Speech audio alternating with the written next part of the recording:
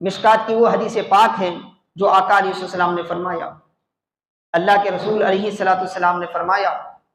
جب صحابہ مٹھی بھر تھے اس وقت آپ کی یہ گفتگو ہوئی، آقا نے فرمایا ایک دن ایسا آئے گا کہ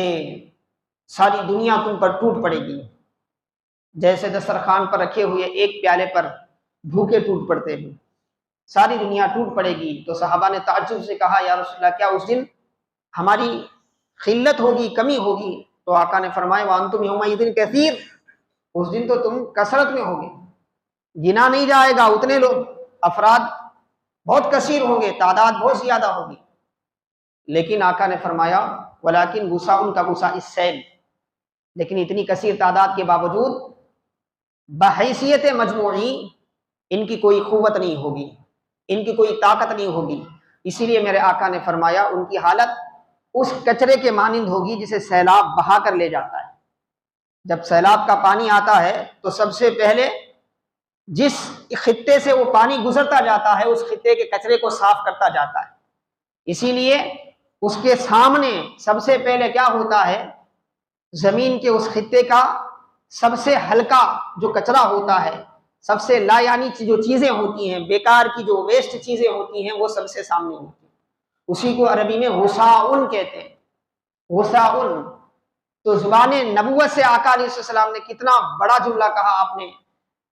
آپ غور کریں کہ آقا نے فرمایا تمہاری حالت سیلاب کے اس کچرے کی طرح ہوگی۔ بولے یا رسول اللہ وجہ کیا ہے، کیوں؟ تو اللہ کے وسلم نے فرمایا اس وقت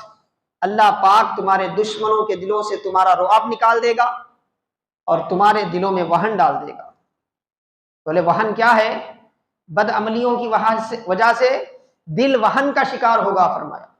پھر آقا سے پوچھا گیا مل وہن یا رسول اللہ، یا رسول اللہ وہن کیا ہے؟ تو میرے آقا علیہ السلام نے فرمایا حب الدنیا و کراہیت الموت،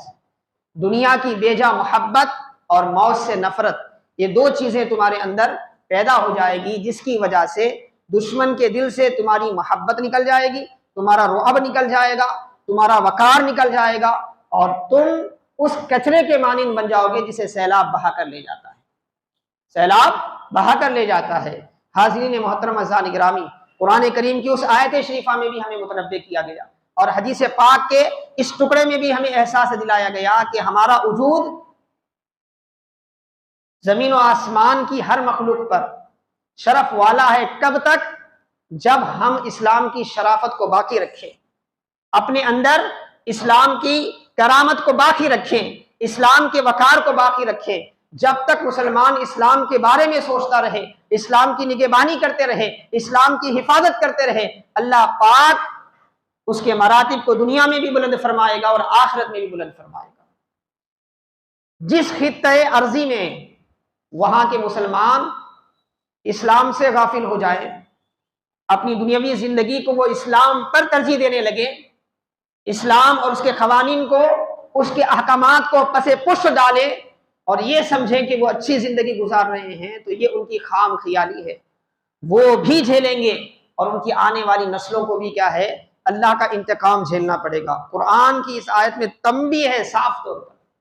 اللہ کس صورت میں انتقام لائے گا، کس کیفیت میں انتقام لائے گا، وہ اللہ ہی بہتر جانتا ہے۔